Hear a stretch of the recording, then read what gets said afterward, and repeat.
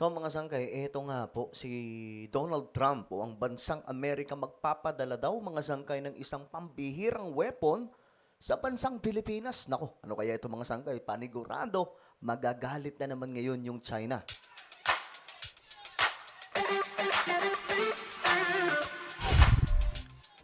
Yo guys, what's up? This is me. I'm back for another vlog today. Kamusta po mga kababayan, mga solid sangkay? I hope that everyone of you guys ay ngayon okay ang inyong kalagayan.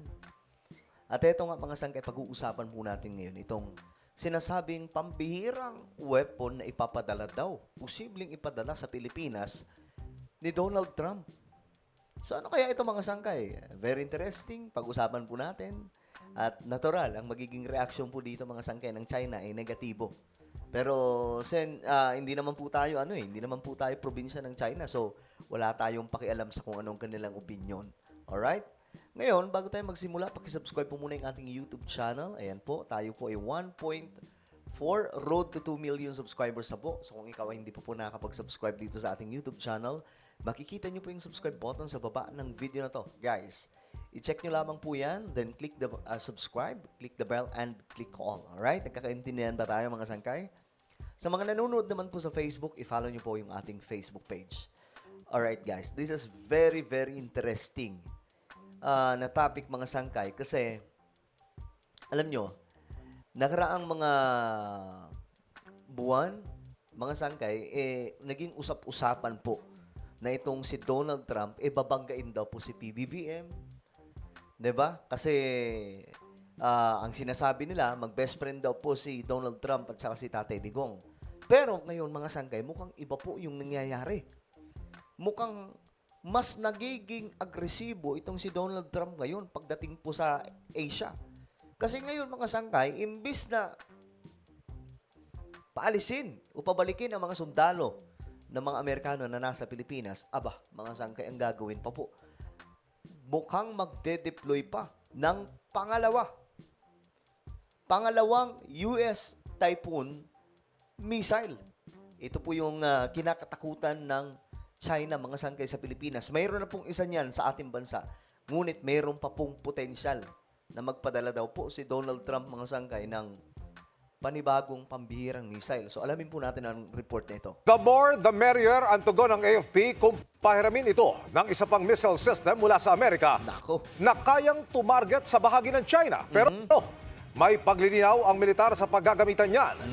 Nakatutok si Chino Gaston. So, ano ba? May kakaharapin ba ang Pilipinas na gera? Kung bakit kailangan na po ito ngayon, mga sangkay? Handa ang Armed Forces of the Philippines na tumanggap ng isa pang Typhoon Medium Range Capability Missile o MRC na kayang magpakawala ng ilang missile sa Timog China, Taiwan at anumang parte ng West Philippine Sea. So ganun po siya mga sangkay ka-delikado itong weapon na galing po sa Amerika, mga sangkay. Kung kaya ang China, ganun na lamang po yung kanilang reaksyon laban po sa Pilipinas. No? Mukhang iniisip po siguro nila na baka targetin po sila nito.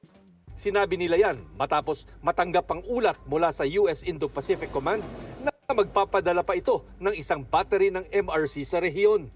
We can say that is the more the merrier, no? So the more assets that we have, the more also that we are able to train more personnel on our part. Okay. So tinatanggap po natin to willingly. Paglilinaw ng AFP, hindi laban sa anumang bansa ang MRC at pagpapraktisan lang para handa sila sakaling bumili din ito ang Pilipinas. Okay. Papraktisan lang daw po pala ito, mga sangkay. Para kung sakali, handa sila na gamitin ito kasi posible daw pong bumili ng Pilipinas ng ganyang missile from US. Kayo, mga sangkay, ano ba ang inyong opinion dyan? Sa tingin nyo ba, karapat-dapat na magkaroon ng Pilipinas ng ganyan? Well, kung ako ang tatanungin, mga sangkay, since nasa stage ngayon ang Armed Forces of the Philippines ng modernization pagdating po sa kanilang mga kagamitang pandigma, kailangan po nila yan, mga sangkay. Kasi, para po sa inyong kaalaman, ang Pilipinas nga po bumili ng BrahMos missile. Ito po ay supersonic missile from India. Isa sa pinakamabilis na missile, mga sangkay, na simbilis daw po ng speed of sound. Ganun po siya kabilis mga sangkay. So ngayon, kailangan pa ng Pilipinas. Actually, kulang na kulang pa nga po ito eh. Kasi kung usapang China at Pilipinas, walang-wala po tayo sa China pagdating po sa kanilang mga weapon. Talagang dekalibre po talaga yon. Hindi naman nagulat ang Philippine Navy sa pagpapadala ng ganito sa rehiyon. If you notice on the sea, air, and land domains, we have increased our bilateral and multilateral activities with other countries. Wala pang tugon ng China tungkol dito, pero tinawag nitong panguudyok ng gulo ang naunang MRC sa Pilipinas na ginamit sa isang military exercise at nasa isa pang di inilalantad na lokasyon sa Luzon. Samantala, kinumpirma ng Philippine Coast Guard na naglagay na naman ng floating barriers ang Chinese Coast Guard sa bungad ng Baho de Masinloc, bagay na dati na nilang ginawa. Delikado ito dahil maaring bumuhol sa mga propeller ng bangka o barko. Okay, so ayan na naman po yung pakulo ng China, mga sangkay, paulit-ulit. 'Di ba? Paulit-ulit. Pero at least, mga sangkay, yung Pilipinas ngayon, pumapalag po talaga sa China. Hindi po tayo yung tipong nagpapabuli lamang.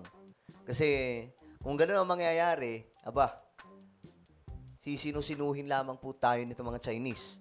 Ayon sa PCG, tila timing ito sa paghahatid doon ng barko ng BFAR at Coast Guard ng krudo at ayuda para sa mga Pilipinong mangingisda. Itong barrier na ito, nilagay lang nila ito. Okay. So ngayon, ito pa mga sangkay. Tingnan po natin ang balita tungkol dyan. The more, the merrier. Ito ang naging tugon ng Armed Forces of the Philippines sa ulat na posibleng magpadala ng mga pang-typhoon missile system ng Amerika sa Pilipinas. Yan ang ulat ni Patrick De Jesus. Ikinalugod ng Armed Forces of the Philippines ang ulat na posibleng mag-deploy ang US Indo-Pacific Command ng isa pang Typhoon missile system. Ayan po yun, mga sangkay. Oh. Ito siya. Mambihira. Ganyan po siya katindi. Kaya nga po, kinakatakutan ngayon mga sangkay ng China. Nagpapahayag po talaga sila ng pagtutol dyan. Pero, kung isa pa lang to how much more kung madadagdagan pa, di lalo po sila magagalit sa Pilipinas niyan. Sa Pilipinas. Wala pang kumpirmasyon dito ang AFP. Pero kung magkataon, magiging ikalawang Typhoon missile system ito sa bansa. This is a welcome development for the Armed Forces of the Philippines. As we can say that is the more the merrier, no? So the more assets that we have, the more also that we are able to train more personnel on our part. So tinatanggap po natin to willingly. Noong nakaraang taon, dumating sa bansa ang unang Typhoon missile system na ginamit sa iba't ibang pagsasanay. Dati na itong inalmahan ng China, kung saan umapela pa silang alisin na ito. Di ba, mga sangkay?